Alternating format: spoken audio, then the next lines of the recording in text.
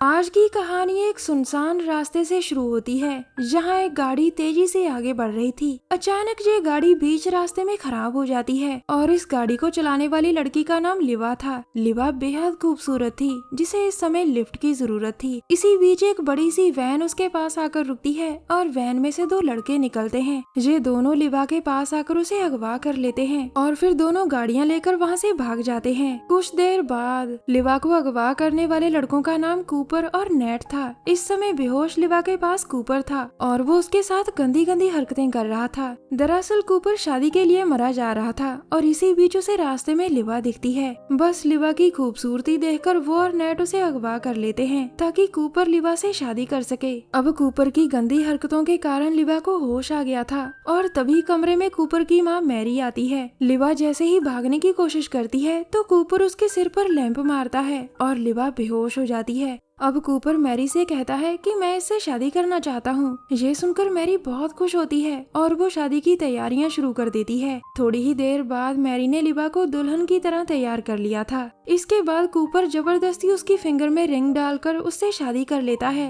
इन दोनों ने लिवा को एक टेबल पर बांध रखा था जो बार बार चिल्लाकर मदद मांग रही थी। आखिर में मैरी उसकी चीखों से परेशान होकर उसके सीने में चाकू मार देती है और लिवा की मौत हो जाती है। अब कहानी एक नए घर से शुरू होती है जिसमें दो बहनें अपनी माँ टेरी के साथ रहती थीं। टेरी की बड़ी बेटी का नाम डोरा था और वो कॉलेज में पढ़ती थी। आज डोरा का कॉलेज बंद था जिस कारण टेरी उसे स्टोर में जाकर शॉपिंग करने को कहती है। टेरी की बात मानकर डोरा घर से निकल जाती है। थोड़ी ही देर में डोरा एक स्टोर में पहुंच गई थी जो उनके घर के करीब ही था। इस स्टोर में स्टीव नाम का लड़का काम करता था जो इस समय कैश काउंटर पर खड़ा था। डोरा सामान खरीद कर स्टीव को पैसे देती है। अब वो जैसे ही स्टोर से बाहर निकलती है तो कूपर और नेट उसे अगवा कर लेते हैं। ये दोनों जहाँ पहले से ही मौजूद थे और स्टीव भी इनके साथ ही था। अब दोनों भाई डोरा को लेकर अपने घर की तरफ बढ़ रहे थे जो शहर से दूर एक वीरान सी पहाड़ी पर था। मैरी अपने बेटों का कब से इंतजार कर रही थी क्योंकि उसे पता था कि उसके बेटे किसी लड़की को अगवा करने गए हैं। डोरा को देखकर मैरी बहुत खुश होती है जिसके बाद कूपर उसे उठाकर घर में ले जाता है।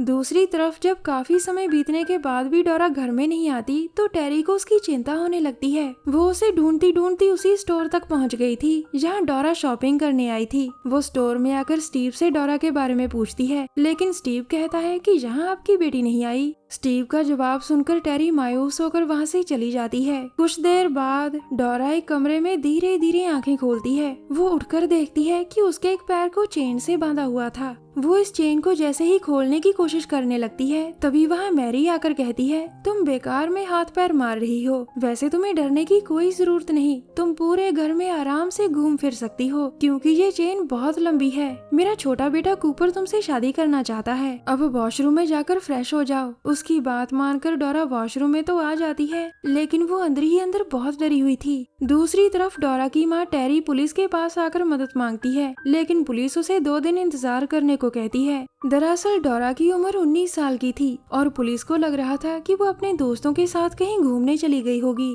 उधर डोरा जैसे ही नहाकर वॉशरूम से बाहर आती है तो मैरी उसकी पीठ पर गरम गरम रॉड लगाकर निशान बना देती है। उसने ऐसा इसलिए किया था क्योंकि वो डोरा को डराना चाहती थी ताकि वो जहाँ से भागने की कोशिश ना करे। थोड़ी ही देर बाद डोरा नेट की बीवी एमा से बात कर रही थी। एमा उसे बताती है कि मैं 1 साल से यहाँ कैद हूँ। मैंने कई बार भागने की कोशिश की थी लेकिन ये लोग मुझे पकड़ लेते थे और फिर मुझे बहुत टॉर्चर करते थे। उसी रात मैरी अपने पूरे परिवार के साथ डिनर करती है। उसने डोरा को भी अपने परिवार का हिस्सा मान लिया था क्योंकि उसकी शादी कूपर से होने वाली थी। डिनर के बाद एमा और डोरा बर्तन साफ कर रही थी और इसी बीच एमा से कांच का ग्लास टूट जाता है। अब मैरी कूपर से कहती है तुम डोरा को दूसरे कमरे में ले जाओ। मैं और नेट एमा से बात करना चाहते हैं। मैरी की बात मानकर कूपर डोरा को अपने साथ ले जाता है और उनके जाने के बाद नेट एमा को बहुत मारता है क्योंकि एमा ने मैरी का पसंदीदा ग्लास तोड़ा था। इसीलिए ये लोग उसे सजा दे रहे थे। उधर कूपर ने डोरा को एक कमरे में बंद कर दिया था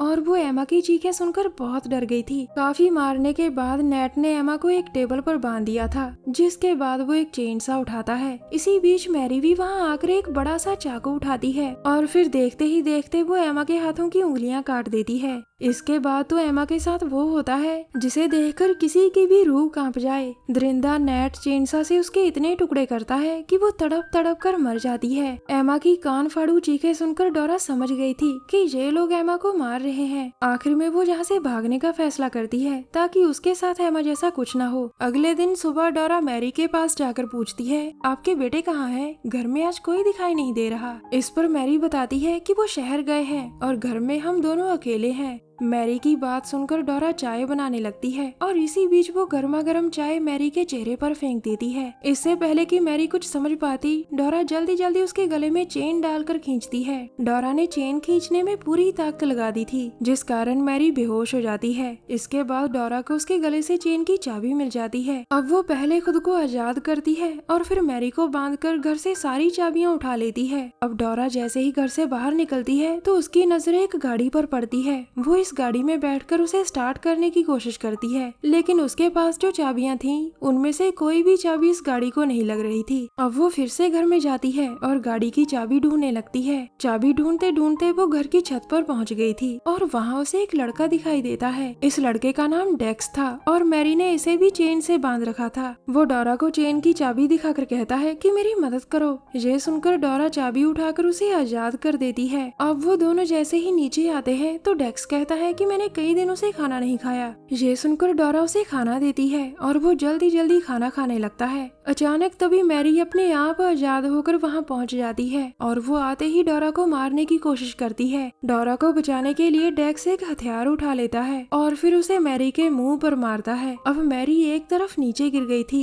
जिसके बाद डेक्स और डोरा जैसे ही भागने लगते हैं तो उनके सामने मैरी का पति डेविड आ जाता है। मैरी का पति शहर में रहता था और वो कभी कभी घर आया करता था। मैरी की ऐसी हालत देखकर उसे बहुत गुस्सा आता है और तभी डेक्स उस पर पीछे से कई वार करता है। डेक्स के हमलों से डेविड बेहोश हो गया था और फिर उन्हें उसकी गाड़ी की चाबी मिल जाती है। कुछ देर बाद अब डोरा गाड़ी चला रही थी और उसके पास डेक्स भी बैठा था। ये दोनों जल्दी जल्दी मैरी के घर से दूर जाना चाहते थे, लेकिन हाय रे बुरी किस्मत, उनकी गाड़ी रास्ते में ही बंद हो जाती है। अब डेक्स और डोरा गाड़ी से निकलकर एक तरफ भागते हैं। थोड़ी देर बाद कूपर और नेट भी शहर से वापिस आ गए थे और वो अपने घर की तरफ बढ़ रहे थे। उन्हें रास्ते में अपने पिता डेविड की गाड़ी दिखती है, जिसके बाद वो अपनी वैन रोक लेते हैं। अब नेट जैसे ही गाड़ी के पास आता है तभी डेक्स गाड़ी के नीचे से निकलकर उस पर वार करता है। इस वार के कारण नेट जोर से नीचे गिरता है और उसका सिर एक पत्थर से टकराता है। अब कूपर जल्दी जल्दी अपनी गन निकाल कर डेक्स को मारने ही वाला था कि तभी गाड़ी के नीचे से डोरा उसकी टांग पर वार करती है। इस हमले के कारण गन नीचे गिर गई थी और कूपर जैसे ही डेक्स को हाथों से मारने लगता है तो डोरा उस पर पीछे से वार करती है। अब कूपर डेक्स को छोड़कर डोरा को मारना चाहता था, लेकिन तभी डेक्स गन उठाकर उस पर गोली चलाता है। इस गोली ने कूपर की जान ले ली थी और उधर नेट भी तड़प तड़प कर मर जाता है।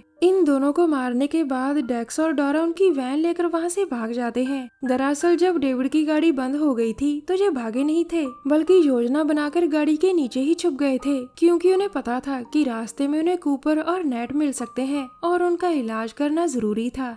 6 महीनों बाद आज एक पुलिस वाली टेरी के घर आई थी ताकि डोरा से मैरी के बारे में पूछताछ कर सके। इस पुलिस वाली का नाम रेचल था और डोरा उसकी हर बात का सही सही जवाब देती है। डेक्स भी टेरी के घर में ही रहने लगा था और रेचल उससे भी पूछताछ करने आई थी। वो जैसे ही उसके पास आती है तभी कमरे में डेविड आकर रेचल को मार देता है। रेचल की मौत के बाद वो टेरी को भी पकड़ लेता है और फिर डेक्स को कहता है, इसे मार डालो मेरे बेटे। ये सुनते ही डेक्स टेरी के पेट को चाकू से चीर देता है। अब घर में सिर्फ डोरा बची थी, जबकि उसकी छोटी बहन इस समय स्कूल में थी। अचानक डोरा को किचन में मैरी दिखाई देती है, जिसे देखकर वो बहुत डर गई थी। वो जल्दी जल्दी घर से भागने की कोशिश करती है, लेकिन दरवाजे पर तो डेविड खड़ा था। अब डोरा के पास डेक्स आता है और तभी मैरी कहती है, तुम अब बड़े हो चुके हो बेटे, इसे मार डालो और अपने भाइयों जैसे बन जाओ। दरअसल डेक्स मैरी का तीसरा बेटा था। उसे जब पता चलता है कि उसके भाई लड़कियों को अगवा कर उनसे जबरदस्ती शादी करते हैं तो वो उनके खिलाफ हो जाता है। मैरी उसे सबक सिखाने के लिए चेन से बांधती थी ताकि वो अपने भाइयों जैसा बन सके,